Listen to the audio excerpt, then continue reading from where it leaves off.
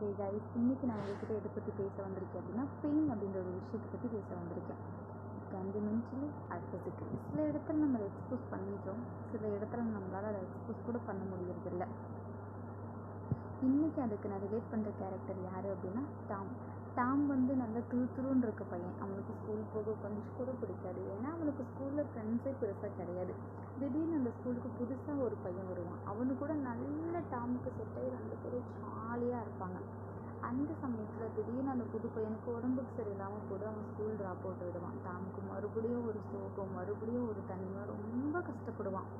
என்னதான் டாமுக்கு ஸ்கூல் போகிறது பிடிக்காது அப்படின்னாலும் அந்த பையனுக்கு உடம்பு சரியில்லை அப்படின்றது ரொம்ப வருத்தமாக இருக்கும். அதனால் டாம் எப்போ பார்த்தாலும் ஒரு மாதிரி சோகமாகவே சுற்றிட்டுருப்பான். அதை பார்த்து அவனோட ஆண்ட்டுக்கு ரொம்ப வருத்தமாக இருக்கும். அவங்க ஏதாச்சும் பண்ணணும் அப்படின்னு சொல்லிட்டு டாமுக்கு பெயின் கில்லர்ஸ் கொடுக்க ஸ்டார்ட் பண்ணுவாங்க. அந்த பெயின் கில்லர்ஸ் டாமுக்கு ரொம்ப வலியாக இருக்கும். ஆனாலும் அவன் ஒரு டைம் கூட ஆண்ட்டுக்கிட்ட வலிக்குது அப்படின்னு சொல்லியிருக்கவே மாட்டான்.